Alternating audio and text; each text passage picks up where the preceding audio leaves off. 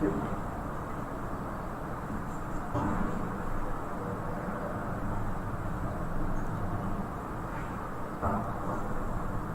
Okay, my dear friends, in our series of lectures on tuberculosis, today we'll be having possibly the last or the second last lecture.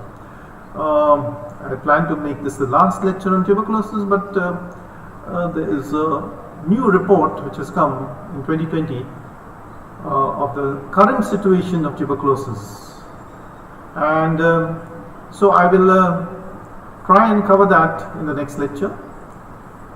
You can also go through that particular report by the tuberculosis organization in our country, the National Tuberculosis Elimination Program, which is there. So they have come up with a report in 2020, which you must have a look at that report. Okay.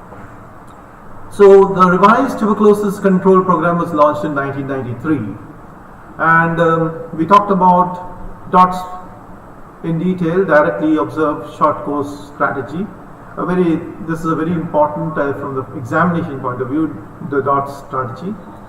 The objectives of the RNTCP were to achieve at least 85% cure rate among new smear positive cases and a case detection rate of 70%.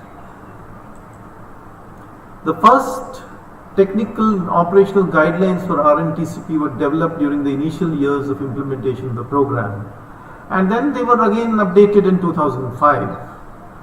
And then we found that we did make some progress, but not enough. We still continue to get cases, and so we had a new group which was formulated for giving guidance and guidelines. And the current guidelines of TB care are in line with the National Strategic Plan of TB Control 2012 to 2017. These have all been incorporated, and now the National Tuberculosis Elimination Program has replaced the revised National Tuberculosis Control Program. So NTEP is what we are considering now. What are the goals and objectives which we have of the NTEP? The goal of the NTEP is to achieve universal access of quality of TB diagnosis and treatment of all TB patients in the community. So basically we are looking at a complete overhaul of the TB plan so that we cover each and every patient who is there in the community. Earlier we used to there were a lot of cases which were being missed out, and we'll talk about various strategies which have been put forward so that we try and cover all the TB patients in the country. The objectives are 90% notification rate for all cases. This has been the biggest bugbear, notification. See, notification from the government sources would take place, but private sources notification was abysmal.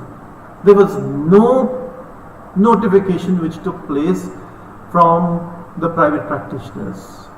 So that what used to happen was a patient took some treatment, treatment for a month, 2 months, and then after that he felt better, he stopped treatment. It was not on DOTS, neither was it that the person completed the treatment. So this has resulted in a large number of cases who become resistant to the standard drugs, and so we need to curb this. We have some programs which are there, we'll talk about it later. So 90% success rate should be there for all new and 85% for retreatment cases. Success rate would be there if the treatment is continued regularly, then we can have a success rate. And what has happened is that earlier we had an intermittent treatment 3 times a day, etc. And so 3 times a week, sorry. And so we had problems about people continuing the treatment. Also dropouts were very large. So we require to follow up all these people and ensure that the success rate is good.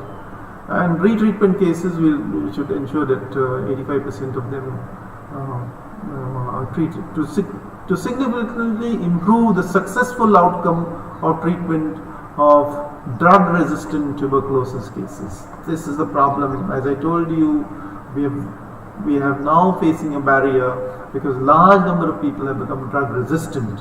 So drug resistant treatment cases we must focus on to achieve decreased morbidity and mortality for HIV associated. We already talked about this earlier also, that HIV and TB go together, the immunity goes down and those people develop tuberculosis.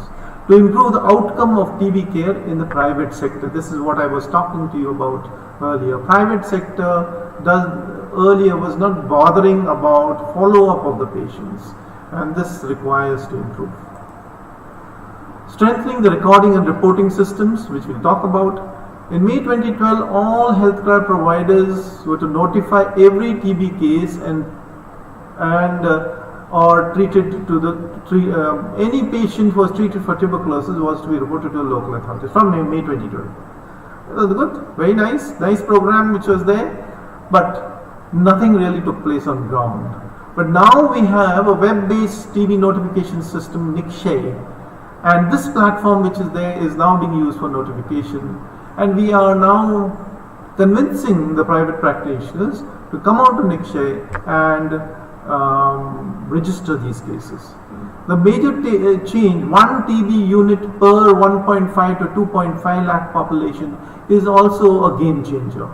Earlier TB units were there in every PHC, and the PHCs or a CHC, and they used to cover a very large population. But now with the TB units being per block, so then you have more TB units and more likelihood of the patients being seen and being followed up. Previous RNTCP guidelines were 1 TB unit per 5 lakh, just imagine, 1 TB unit per 5 lakh, or in tribal hilly areas 2.5 lakh. So 5 lakh has now been moved to 1.5 lakh. That is what we have now come up with. So we will just go into this. Let's go into, I told you a lot of definitions last time, a lot of definitions. I mentioned those because that was with our RNTCP, and then there will be examiners who will want those definitions also. But let us cover what is now there in National Tuberculosis Elimination Program. So the presumptive case, there is a presumptive TB case. The presumptive TB case is one who has got cough of 2 weeks, fever of greater than 2 weeks, significant weight loss, hemoptysis, and or any abnormalities in chest radiography. So earlier we had pulmonary tuberculosis suspect. It was not called presumptive, it was called pulmonary tuberculosis suspect, who was an individual who was having cough for 2 weeks, same as what is there, or there used to be contacts of the TB patient, or suspected confirmed extrapulmonary TB having cough for any duration, or HIV positive having cough for any duration. So TB patients who have failed treatment with first-line anti-tubercular drugs are also to be counted as presumptive. Pediatric TB non-responders, TB patients who are contacts of drug-resistant tuberculosis, TB patients who are found positive on any follow-up sputum smear examination during treatment with first line of anti-tubercular drugs, or previously treated TB cases, and TB patients with HIV co-infection. So basically we are trying to cover the complete gamut of those people who we clinically think as who are having tuberculosis. Okay. On the basis of history or previous treatment, we can classify the patients as new case, or previously treated patient as recurrent tuberculosis, or treatment after failure, and treatment after loss to follow-up. So what is this? The new case. A new case is a TB patient who has never been had treatment for tuberculosis, or has taken anti-tuberculosis treatment for less than 1 month. This is an absolutely new guideline which is there. So new case, any person who has come in for treatment, newly for treatment, or has taken treatment for less than 1 month will be considered as new patient. Previously treated patients have received 1 month or more anti-tubercular treatment in the past. Now, recurrent tuberculosis cases, earlier this was called relapse cases. A recurrent tuberculosis case is a TB patient previously declared as successfully treated, cured, treatment completed, and who is subsequently found to be microbiologically confirmed tuberculosis. So he is done his treatment, but even after doing the treatment, he is microbiologically positive. Then it is called recurrent tuberculosis, earlier called relapse. Now, the next is treatment after failure, making things a little simpler. Earlier it was just called failure cases. So this is treatment after failure. Patients are those who have previously treated for tuberculosis and whose treatment has failed at the end of their most recent course of treatment. So these are treatment after failure. Recurrent TB can be that you finished the tuberculosis treatment, you were alright for some time, but you have come again with another bout of tuberculosis. That is recurrent. Take a treatment and the treatment is not successful, that's a failure of treatment. And treatment after loss to follow up, a TB patient previously treated for tuberculosis for 1 month or more and was declared lost to follow up in their most recent course of treatment, subsequently has been found microbiologically positive, is, excuse me,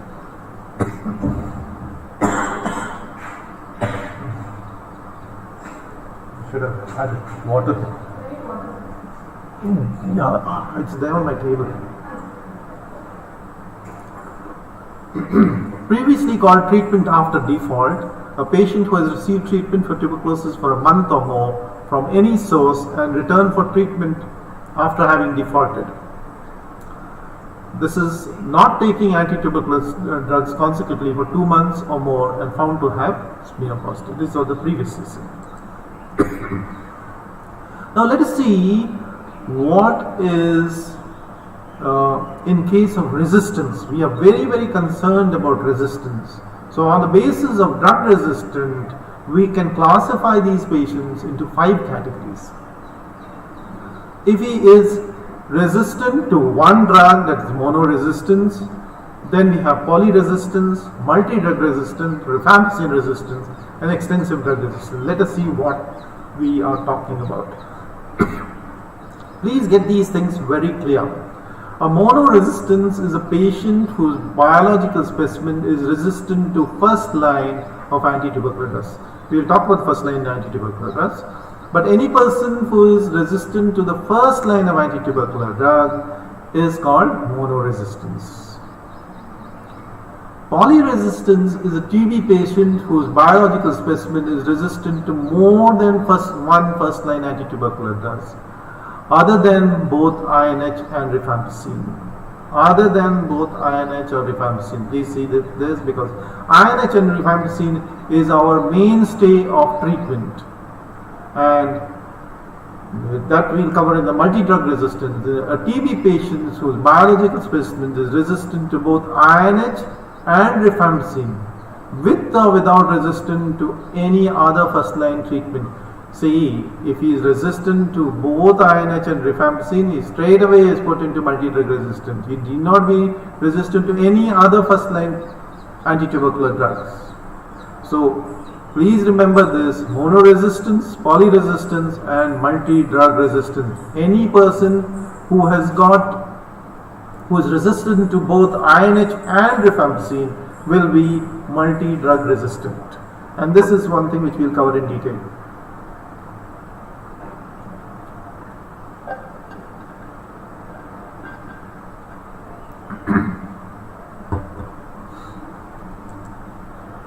Now, rifampicin resistant. Resistance to rifampicin, this is one of our mainstay drug is rifampicin. Resistant to rifampicin detected by phenotypic or genotypic methods with or without resistance to other anti-tubercular drugs, excluding isoniazid. If he is resistant to rifampicin and isoniazid, goes into the multi-drug resistant. Patient with rifampicin resistance should be managed as if they are MDR-TB, though they are classified separately. But these both are taken together because rifampicin is one of our mainstays of treatment. An extensive drug resistance is MDR TB cases whose biological specimen was resistant to fluoroquinolones and a second line injectable antitubercular drugs from a quality assured laboratory. So those are extensive drug resistance. You've read about it, you've heard about it. This extensive drug resistance is becoming a problem for us. We have some medicines at present available, but let us see how things go. We hope that Bedaquiline and others which have come in will be useful. Now, the other classification of tuberculosis is on the basis of bacteriological status, microbiologically confirmed, clinically diagnosed, or it can be based on anatomical site, or can be based on the history of the previous tuberculosis, or based on drug resistance. So basically, we can classify tuberculosis in various methods. So what is a microbiologically confirmed tuberculosis case? It's a presumptive TB patient whose biological specimen is positive for AFB and or positive TB through Quality Assured Rapid Diagnostic Molecular Test. We will talk about this Quality Assured Rapid Diagnostic Molecular Test shortly. So clinically diagnosed TB case is a presumptive TB case who is not microbiologically confirmed but has been diagnosed with active tuberculosis by a clinician, and that can be on the basis of X-ray abnormality, can be on histopathology, can be on clinical signs. We leave that decision to the treating physician, and is given a full course of clinical tuberculosis treatment. This chart is the basis of all treatment of tuberculosis, of pulmonary tuberculosis. Please remember this chart, and I'll just give you an overview of it, then we'll go into the details of it. You have a presumptive TB patient. What do? First thing which you do is tell him to come. You take sputum samples. And if the sputum sample, how many sputum samples do you take? 2 sputum samples. That's first spot, and second one, you tell him to bring his sample, overnight sample, for early morning sample which is there. So if the smear is positive, there's nothing much we need to do about it. Of course, the X-ray also taken nowadays. So X-ray, smear positive and X-ray positive, suggestive of tuberculosis, straight away you are going to do your treatments. Smear positive but X-ray not suggestive of tuberculosis, also you will give the positive because the smear is positive. The rest of the patients who are there, you will want to send them for what is the cartridge-based nucleic acid amplification technique, which is used for testing. And this is basically, we are going to test these individuals, look for their DNA which is there, and when if it is found, then the person is positive. This is now, this facility was not very well available. It is also called Gene Expert, it is called various other things which is there. These things are now becoming more common, and now with the COVID coming through, there are many places which will have RT-PCR facilities, which will also be able to complement the CDNAT facility which is there. And so we will be able to have a large number of facilities once this COVID outbreak decreases. We will have these facilities readily available all over the country. We will talk about all this in the next few slides. So here is what I've broken it up. You have the presumptive tuberculosis patient, smear examination, sputum is positive and no risk of drug resistant tuberculosis. You call him a microbiologically confirmed tuberculosis, start him on treatment. Sputum positive and there is a risk of drug resistant tuberculosis. That means you have a case who is a failure or a person who has not completed treatment once. So we then look at going in for cartridge-based nucleic acid amplification test, and in this cartridge-based nucleic acid amplification test, the benefit is that you can also find out whether particular drugs that the bacteria are resistant or not. That also can be found out in this test. So you have got microbiologically confirmed drug-sensitive tuberculosis or rifampicin-resistant tuberculosis. Okay, this is a slide again. We'll keep on coming back to the slide because we have now covered this portion. Now we'll now go into the next slide, which is there. Excuse me. Covered by this book. Oh, okay. Okay. I think we must read out this part. Okay, this portion. Okay, I believe that this particular portion you cannot read, you cannot see. I will just go back.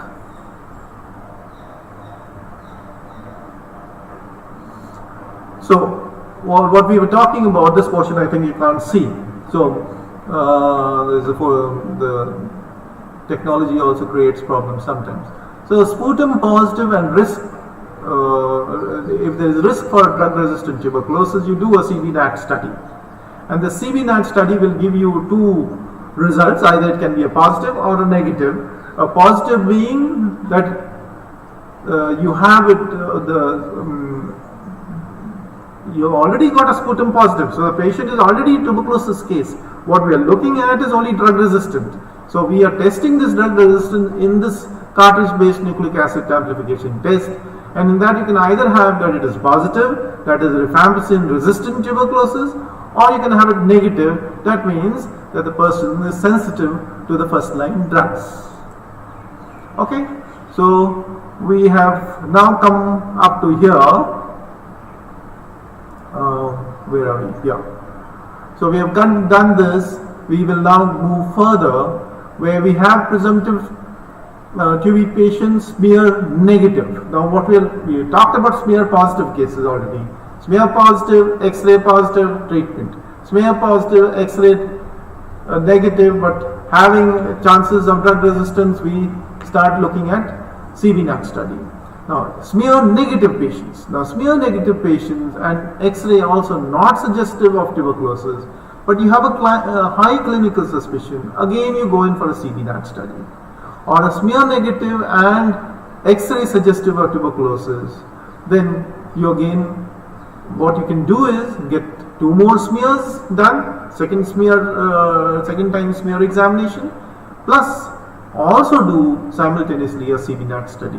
Again, you will get the same results in a CBNAT. CBNAT you can get either that it is sensitive to the normal drugs, or it is rifampicin resistant, that you will come to know. Okay, because all those for X-ray suggestive of tuberculosis, we will generally are considering now as a tuberculosis case, and we will be starting treatment, but we would like to know whether they are resistant or not.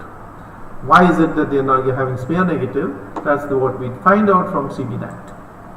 Okay, we'll come back to this. We have finished off this portion, smear negative, we have finished off. Now we move on to the indeterminate cases. You do a smear examination and you have indeterminate results, or you have, so then you look even in the CBNAT, you do a CBNAT also, and you find that rifampicin resistance you're not too sure about. There are certain times that you get an indeterminate result which is there.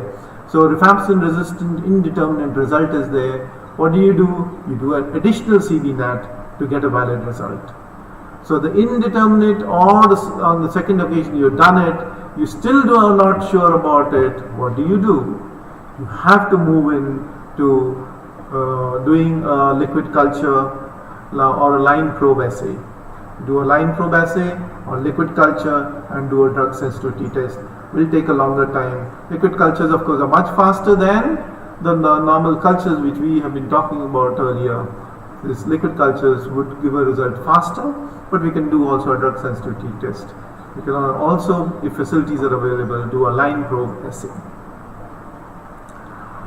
So, whenever facilities are available, effort should be made to obtain a drug sensitivity test result of all drugs.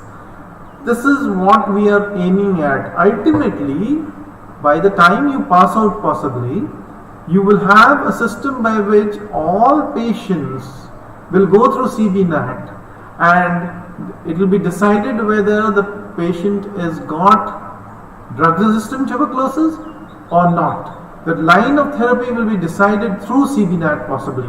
That is what we are aiming at in the future, so that targeted drugs can be given to every patient.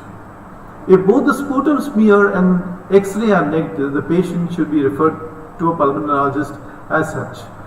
All key populations, that is, one is that people living with HIV or children or extrapulmonary tuberculosis will be given preferential treatment at the CBNAT facilities. CBNAT facilities are till now not overloaded, though we have very few facilities, but however the samples are not being sent to the CBNAT by private practitioners and others. As it becomes popular, we will find that CBNAT or now the newer facilities which are coming on will be utilized. Okay. Now we come to extrapulmonary tuberculosis. So extrapulmonary tuberculosis also basically you're doing the similar thing. You take a specimen, you look at the specimen, you find that it is in extrapulmonary you can't take a smear, so you can't get acid-fast bacilli which is there. You're looking at the specimen. The specimen itself can possibly show features of tuberculosis. In that case, do a CBNAT study. CBNAT study is not available. You can do a liquid culture.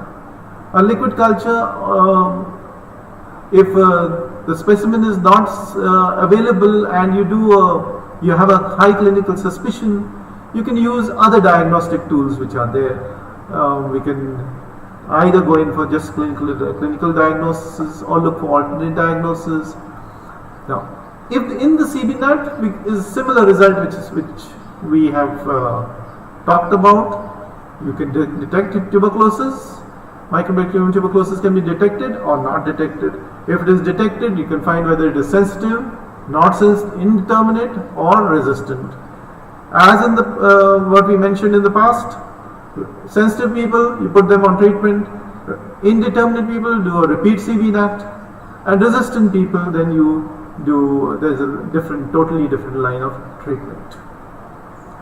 Now, those people who are on repeat CBNAT, we find them again indeterminate, you move them to liquid culture or line probed assay. Now the previous guidelines, we had things like intensive phase for 2 to 3 months, and there was a continuation phase, there was an intermittent treatment. We did have DOTS providers, we had a category which was decided by the MO. So all these things were there in the previous guidelines. So what are the new guidelines? The new guidelines are the principle of treatment of tuberculosis has been shifted towards daily regimen. There is totally a shift. What used to happen in this intermittent regimens was that people used to take the medicines, sometimes used to forget to take the medicines on other days. So the treatment was not continuous, and we had lots of dropouts with a lot of failure cases.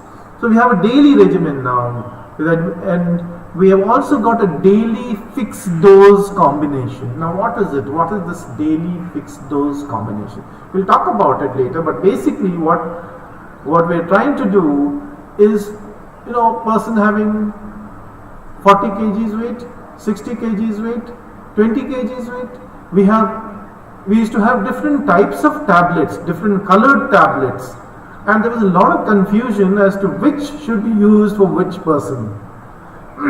Now, with the daily fixed dose combination which is there, we have got one type of tablet, and that you give multiple tablets of this particular. We'll talk about. I'll show you how it is. You have a particular dose, low dose. You can multiply, you can take 2 tablets, 3 tablets, 4 tablets, depending on the weight of the individual. Okay, let's see. So, now the daily regimen for new tuberculosis, the intensive phase will consist of 8 weeks of isoniazid, rifampicin, pyrazinamide and ethambutol. In daily doses, we have got 4 weight bands which are there. We'll talk about them. There will be no need for extension of the intensive phase. Earlier they used to be, people used to test the sample. After testing of the sample, if the person was positive, then we had to give him intensive phase for a longer period. That has been stopped. So only now out of these, all this lot which is there, only pyrazinamide has to be stopped in the continuation phase. So you have INH rifampicin, pyrazinamide, ethambutol for the first intensive phase, that's for 2 months, and then INH rifampicin and ethambutol for the continuation phase. That goes on for 16 weeks. Now, in cases of previously treated tuberculosis cases, the intensive phase will be for 12 weeks. What has happened is, you got previously treated, the person has come back with more of tuberculosis. We need a blockbuster treatment. We need treatment to be given. You need to give something more, and there we give injection streptomycin, which will be stopped after 8 weeks. So we give the same 4 drugs plus streptomycin. 4 drugs for HRZE, so we adding S. This we give it for 12 weeks. The streptomycin is given for 8 weeks, and the intensive phase is for a total of 12 weeks. Again, no need of extension of the intensive phase is there. You don't do a specimen check and do extension. No, that is gone. At the start of the continuation phase, pyrazinamide will be stopped. The rest of drugs will be continued for 20 weeks. So we have 20 plus 12, 32 weeks, which we will go in for this. Now this is what we call the fixed dose combination, fixed dose combinations.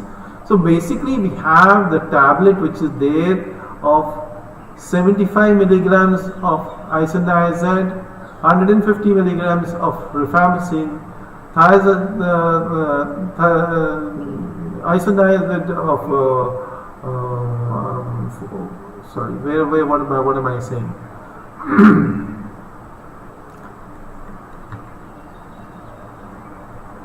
So we have this fixed dose combination which is there, and this fixed dose combination, if the patient is 25 to 39 kg, then we take 2 tablets. If the person is 40 to 54 kg, 3 tablets, and so on. So we have these fixed dose combinations which are there, and streptomycin of course has to be given based on the weight of the person. That we don't have from the vial we take the required quantity of streptomycin. While here in patients above 50 years of age, the maximum dose of streptomycin is 0.75 grams. Please remember this, because even if the weight of the individual is higher, you require to give only 0.75 grams, because otherwise you can land up with side effects. Now what do you do in extrapulmonary tuberculosis? There is only one change which is there. The continuation phase in both new and previously treated cases may be extended for 3 to 6 months in certain tuberculosis cases such as CNS, skeletal, disseminated tuberculosis, and so on, based on the clinical decision of the treating physician. Extension beyond 3 months will only be recommended by, you will have to send him to a referral group. In the previous guidelines, extension of anti-tubercular drugs in case of CNS and skeletal tuberculosis was for a maximum period of 3 months. But what we are doing is extension for 3 to 6 months. It can be extended. So when you do the 3 months extension, that can be done by the treating physician. But if it has to be extended beyond the 3 months till the 6 months, then it goes to a specialist in the field. We send them to some referral agencies.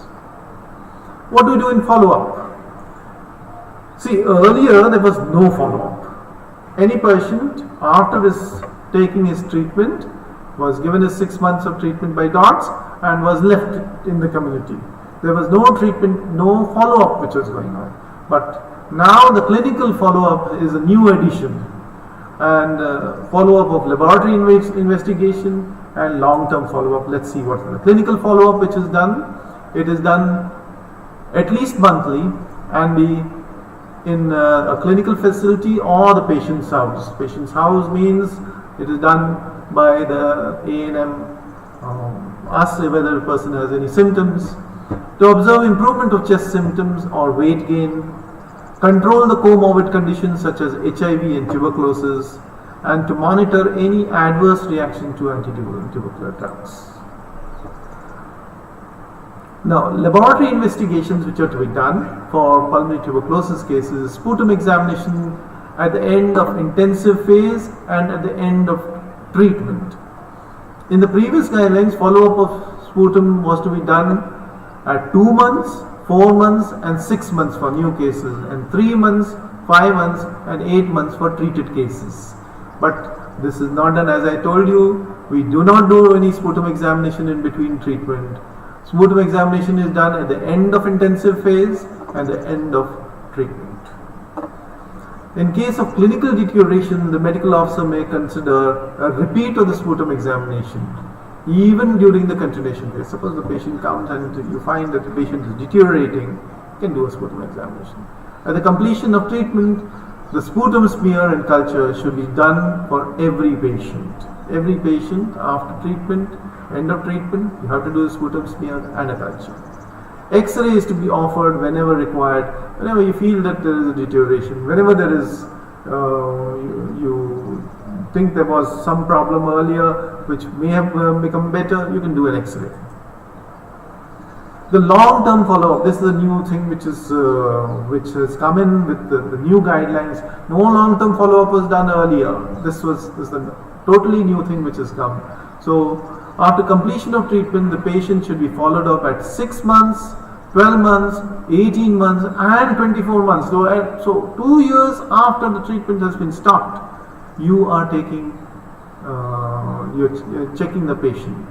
Any clinical symptoms, cough, sputum microscopy and or culture can be considered. You see, if the patient has not got any clinical symptoms, you don't need to take a sputum examination. Where will the sputum come from?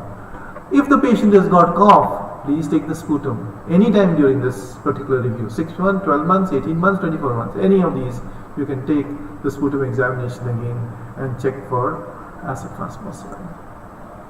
So, what is the difference between the RNTCP and the new guidelines? The new guidelines have daily regimen, while there was intermittent regimen in the previous guidelines. Ethambutol is there in the continuation phase of both, but ethambutol in continuation phase of category 2 regimen was there only in the previous listing, while here you are giving ethambutol in both categories, category 1 and 2.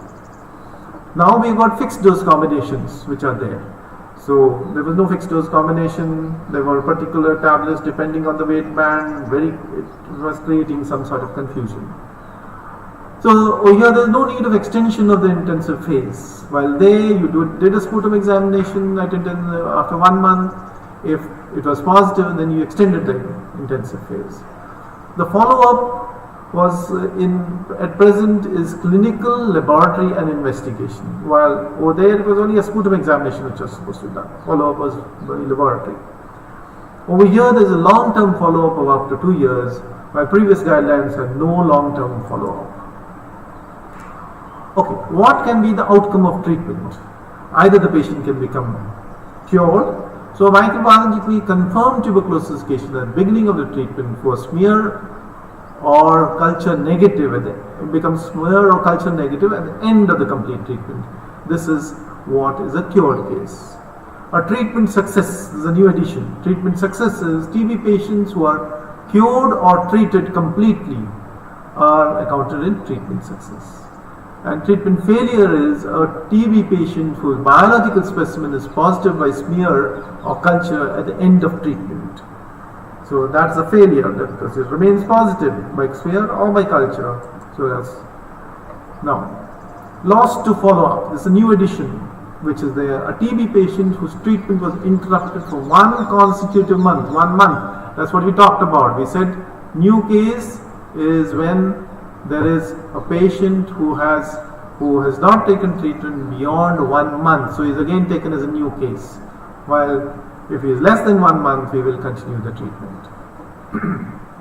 Not evaluated. A TB patient for whom no treatment outcome is assigned is not evaluated. But this such a patient, these are people who have possibly been transferred or gone on to some other PHC. That person was earlier called transfer out. Now person has not been evaluated by this particular tuberculosis center. Treatment regimen changed. We changed the treatment regimen. Previously it was called as switch to MDR treatment. Now we call it as treatment regimen changed. Now what do you do for treatment of MDR TB? The diagnosis is made at the intermediate reference laboratory, and treatment is initiated at designated DOTS plus sites established in tertiary care centers, at least one in each stage. Qualified staff should be there available to manage these patients using second line drugs. Which are the drugs which we use? We have kanamycin, ofloxacin, ethionamide, cyclosporine, pyrazinamide, and ethambutol. So 6 months followed by 18 months of this intensive phase followed by the continuation phase. So these are the dosages which you can find in your book. I think you should be able to find in your book. If you don't find these regimens, or if you want any of these slides, please let me know.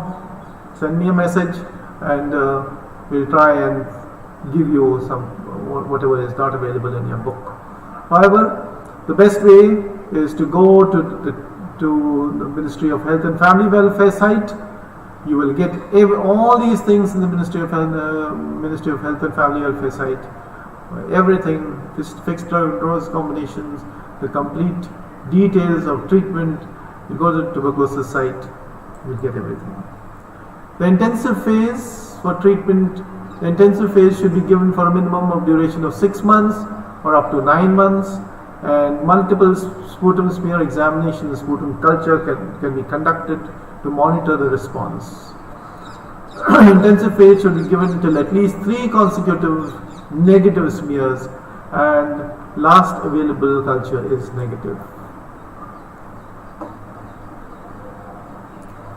In this particular case, we'll skip that slide because that has changed. The group recommended that the group recommended means now it has been taken into the National Tuberculosis Elimination Program. That the continuation phase should be for 18 months after culture conversion. And 3 drugs are used: ethionamide, ofloxacin, and ethambutol. These are to be given as daily doses for 6 days, and all doses would be with DOTS. Intolerance to any drug in the continuation phase, the offending drug may be replaced by PAS or cyclosporine. So the same thing which is repeated here. 6 to 9 months of intensive phase, including kanamycin, levofloxacin, ethambutol, pyrazinamide, ethionamide, and cyclosporine. Please take this slide. The previous slide was possibly of the old presentation. This is the latest presentation which is there. 6 to 9 months. 18 months of the continuation phase, that is levofloxacin, ethambutol, ethionamide, and cyclosporine. No change from the previous treatment, so it is the same. If INH resistance is not known or drug sensitivity test results show sensitivity to INH, then addition of INH to the above mentioned regime can be considered. So earlier we used to not use INH in these resistant cases, but INH, if it is found to be sensitive, we can use it. All MDR TB cases should be subjected to liquid culture and drug sensitivity test at baseline for kanamycin and levofloxacin. We must carry out this so that we can use it when necessary. If rifampicin resistant by CVNAT, then if it is only rifampicin resistant, then you can add INH in the standard dose till the result of the LPA or the liquid culture and drug sensitivity comes in. For new patients diagnosed as TB and rifampicin resistant by CVNAT, repeat the CVNAT and send the same for liquid culture. These are things which we require to do. Okay, this is shown as in the slide. Now, what do you do in case of drug-resistant tuberculosis, multi-drug resistant tuberculosis or XDR TB? Okay, let me see how many slides are remaining. Okay, we have got a lot to come. I think we can stop over here. We will talk about extensive drug resistance, use of betaquilon, then we will talk about the Nikshay program, we will talk about 99 dots, and we will talk about, as I mentioned, the 2020 report which is there. It's of course the 2019 report which has been published in 2020, and what all has been done by the government, how many centers have been set up, what is the new system which they are following. We will talk about that in the next lecture. Thank you.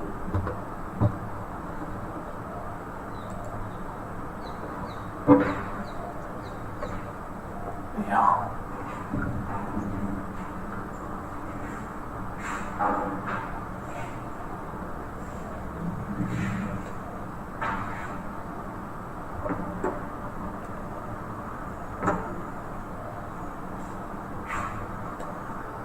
Okay. So, madam, any question about tuberculosis? Waiting?